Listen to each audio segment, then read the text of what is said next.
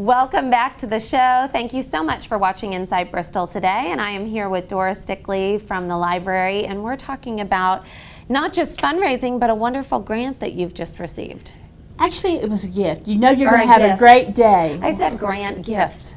When you open an envelope and there's a check for $1,000. Wow. And then with it is a note saying, this is for my grandmother. Oh. Dr. John Gross, who has a practice in macula and retina surgeries and cutting edge technology with it in Mount Pleasant, South Carolina. His grandmother lived here in Bristol. She's much beloved, a teacher from Southwest Virginia named Aretha Powers. And she had macular degeneration, as virtually all of us know an older adult that has it. Mm-hmm. And he talked about how not being able to read, this woman who had spent her life teaching English, reading, how it had limited her and made her feel so dependent when she couldn't drive anymore. But that through the library, with us providing her with large site books and other things, we had kept her world open. So what he wanted to do was something for someone else with that. So he has given us a $1,000 gift to expand our large print collection. That's great. It really is, because they estimate now that approximately right at 10% of people in our country who are readers, and it's a much higher percentage than most of us Americans would believe, 10% have to have large print books, or they need an e-reader like Kindle, where they can adjust the text. Font size, right? The font size.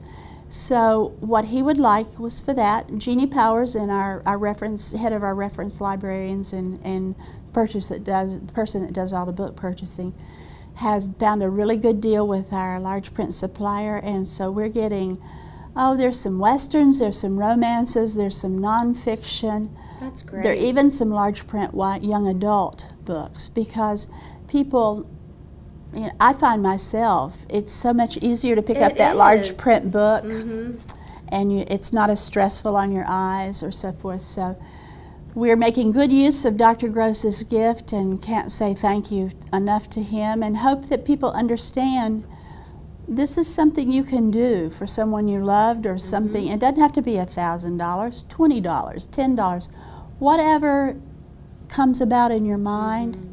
If you stop and think about, National Library Week is coming up, and the theme is Libraries Transform. Libraries do transform our lives. Mrs. Powers went from being fiercely independent, I understand, able to do all these different things, teach, talk to her groups, enjoyed contact with her family and her students, to feeling very isolated. So these large print books transformed her life. I didn't even know they existed until a couple of years ago. I had no idea, and I just sort of stumbled across them. So if if you're sort of like me and you're new to this concept that there are the same books, but they've got this great print that's sort of easy to read. I love them because I like to read before I go to bed, and the light is sort of more dim, and it's just easier, and you don't feel like your eyes are straining. So where do they find these in the library? If you come in and you check with any of our reference people, they'll show you the shelves, but they are marked with an LP for large print. Okay. They're toward the collection, toward the stairs on the lower floor of the library in our collection. And as I said, it covers all the genres of books. James Patterson's there, Nora Roberts is there, Zane Gray's there. We have a lot of older gentlemen, and even an older lady or two who come in and who love the westerns. So they pick those up. My father-in-law was a real western hater. He loved them, but he needed the large print. So when he passed away, we asked that donations to the library be used for large print books, because they had made a difference for him. Now they're finding out that teenagers, particularly kids who are dyslexic or who have some reading problems, if they use the larger print books, are more focused and able to use those too. So Ms. Powers, it keeps you from that, speed reading too. Right. You can follow so much clearly, so much more clearly what's going on.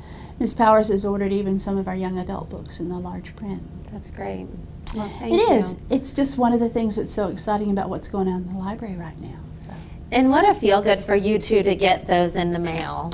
Oh, I can imagine, like, oh, because it's just so exciting. Wow. And you always are wanting to, like, bring new things into the library and just expand on things that That's people exactly are already it. enjoying. And this really just, I'm sure, well, made your day. Of course, we're funded by both cities and both states since we are shared by the two cities.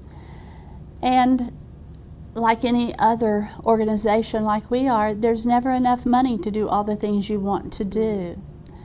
So when I got this envelope and I'm looking at it thinking, I don't know anybody in Mount Pleasant, South Carolina, and opened it and this check for $1,000 is there. And then I started reading what he said about his grandmother living in Bristol and that the library had made such a difference in her life and he wanted to make a difference in somebody else's life through the library. That is what it's all about. So our thanks goes to Dr. Gross, who is actually a graduate of Quillen Medical School, or College of Medicine, I should say, and has strong ties to our area.